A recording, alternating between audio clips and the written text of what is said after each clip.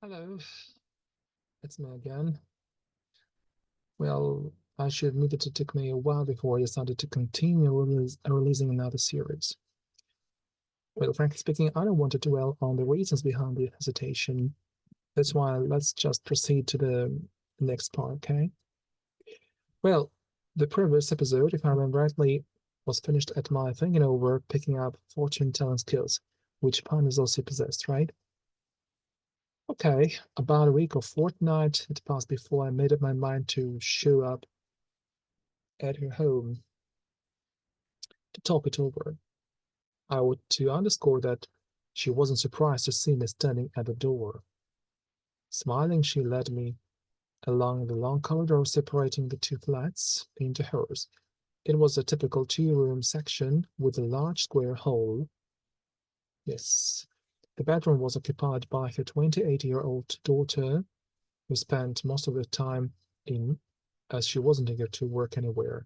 Why not? Her mother supplied her and her daughter Olga with everything they needed, including clothes, shoes, food, etc. However, the relationships between the two women, the constantly using foul words Panny Zosya and her lazy daughter Svetlana, left much to be desired. At times, it seemed to me that they truly hated each other, not even trying to conceal their mutual loathe. Of course, I learned all this much later. So she led me into the kitchen, where there was a wide cupboard full of various plates, cups, glasses, and cutlery. There was a large casserole in which borscht was being cooked. In the right upper corner, just under the ceiling, was a big icon with St. Nicholas.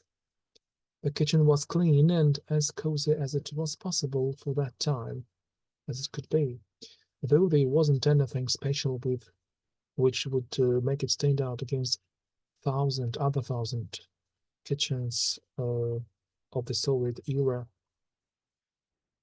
You hungry? Suddenly she asked, and her question took him by surprise. Well, I wouldn't mind it, replied I, as was first which came to my mind. She was wearing an apron with a large flower print. Much later, I found out that she often used it, not only for typical kitchen procedures. So the borscht turned out delicious, by the way, which I immediately told her about. It was clear that she was pleased to hear my words about her dish. While I was enjoying the soup, she was telling me about not okay, hundreds of people I had never heard of before. All of them were her clients, whom she had helped out a lot, as she said. All that was intriguing for me, and I guess because of her seeing my enthusiasm to hear that, she kept on dumping out the information concerning who with who and who was behind, how many times, etc., etc. Happily, a client came in saying she would like Panny Zosya to lay out the cards on her. By this, I had already finished the soup. Panny Zosya cleaned the kitchen table and put down a cloth upon it. Then she got to the electric furnace and took the same battered deck of cards. The woman looked at the fortune teller with a question on her face, as if she wanted to know what I was doing there. To her unanswered question, she replied that I was her apprentice. Hearing that, she got astonished, but she didn't dare say a word of objection. Looking intently at the fat woman, Panny Zosya picked up the cards of the table and started to shuffle them, whispering the same words she had articulated a week before in the balcony of my flat. In a few seconds, she began to put down the cards before the card of the Queen of Hearts. What she first said, looking down at the cards, was that the woman was unhappy in her marriage with her spouse, who was in a nasty habit of having love affairs with other females. He's a typical womanizer, she said. Moreover, she added, he was going to get divorced with her officially, as he had such thoughts in his head. While she was saying that, I noticed the woman's face getting changed. In the long run, she started to cry bitterly, mumbling something which I couldn't make out at all. Still, Panny Zosya went on, paying no attention to this. She said that the husband was being manipulated by a woman with whom the man actually wanted to live with after the divorce. She also added that the evil family splitter had applied some magic to turn him against his wife. Certainly, Zosya could help the woman to return the husband from the woman, but to have done it faster, she needed to know the woman's name. The visitor was aware of her husband's intentions to split up with her, and she had been suspecting that there was a serious romantic relation between him and another woman, but unfortunately, she was unaware of her name. That was a kind of dead-end situation. However, hearing that, Panny Zosya didn't give up. She thought over the situation for a couple of seconds and finally told the woman that there was one way out to know the husband's lover's name, though it wasn't easy to do, in practical terms, as it implied spirit summon. It's not a piece of cake, she added. Besides, it's not safe either, she said. If you are ready for that challenge, I would operate the whole procedure. They finally discussed the price of that, and soon she was gone. Closing the door behind the visitor, the hostess came back into the kitchen where I was sitting at the table trying to digest all I had just witnessed. Why did you come? She finally asked. And I told her that I would like to learn the secret techniques she possessed. Her reaction struck me because she showed no sign of surprise in her face. Okay, she replied, but unless you see a miracle yourself, you will never believe in it, and consequently, you will never be able to do the things I can do. Here is what we're going to do, then. Come here in 2 hours' time, when that crying cow comes here too.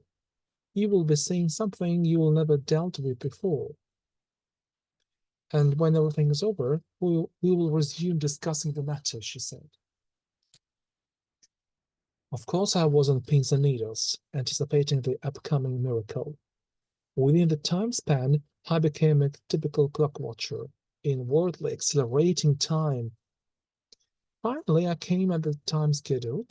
It was about 6 p.m., if I remember rightly. The sun hadn't gone down yet. That unhappy woman had already been sitting at the right side of the kitchen table. That's why I occupied the left one. And Panny Zosya looked very strained. It was obvious that she was far from feeling all right. I'd even say that she was quite anxious about what she was going to do. Time was going by very, very slowly. There were only 3 of us in the apartment. Why? Because I had come across her daughter together with Olga outdoors while I was going towards Zosya's blockhouse. Now let me describe you the plan of the flat so that you get the details of the picture. Okay, I'm sitting at the kitchen table, okay?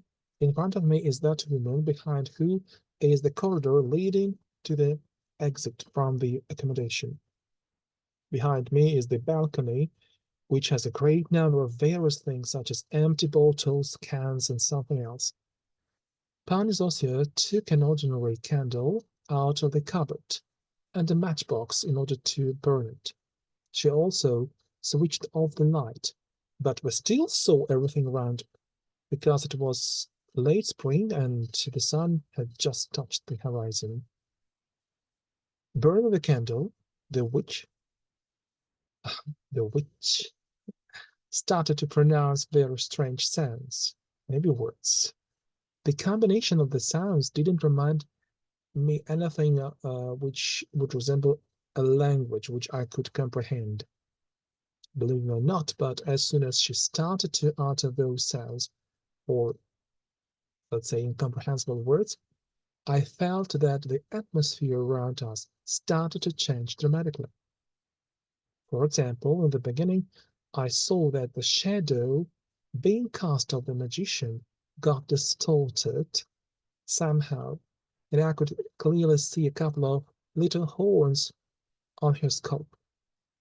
Besides, the woman's voice changed into bass, as if it wasn't a female but a typical man screaming out the abracadabra.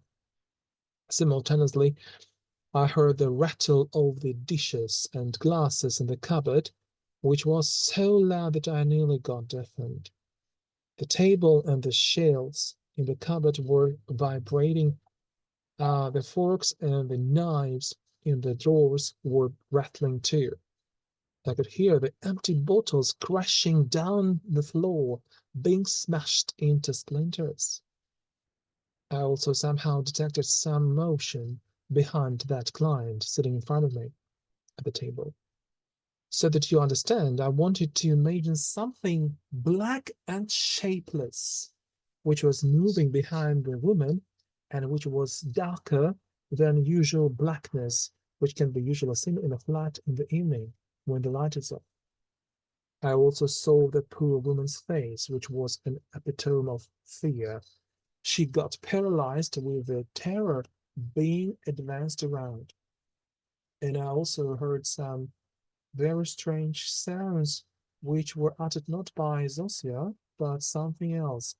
And the source of the strange sounds was somewhere in the hall, which was behind the wall of the kitchen. Then Panny Zosya, that friendly woman who had treated me to delicious soup just a couple of hours before, suddenly turned to me, shouting, "Read the Our Father prayer right now." That was a cry of someone who was about to die immediately, unless someone helped her out. The voice was full of hopelessness and despair. "Come on," she shouted. "Get it started now." I'm pretty sure that hearing these words, some of you may think that I was lost because of the panic which seized the two women. But it wasn't true at all. Why? Who knows?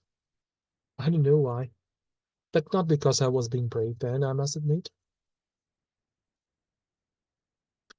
Maybe because I wasn't entirely guessing what was actually going on around.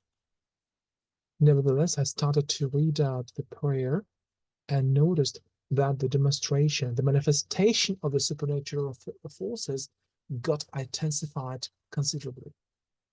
It lasted, escalating, until I said out the last word of the prayer.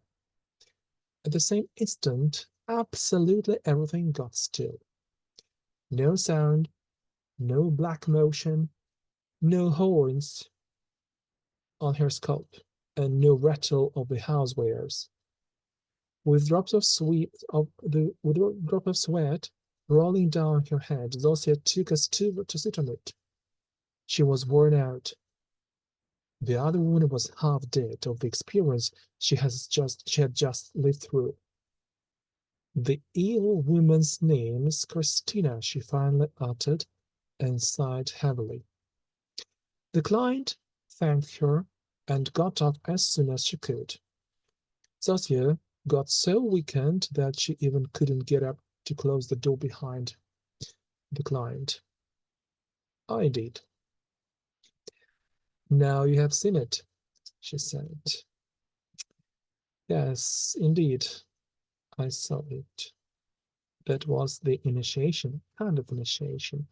Of course, I won't tell you everything in detail related to the initiation. I may not do that, but that was another step towards that.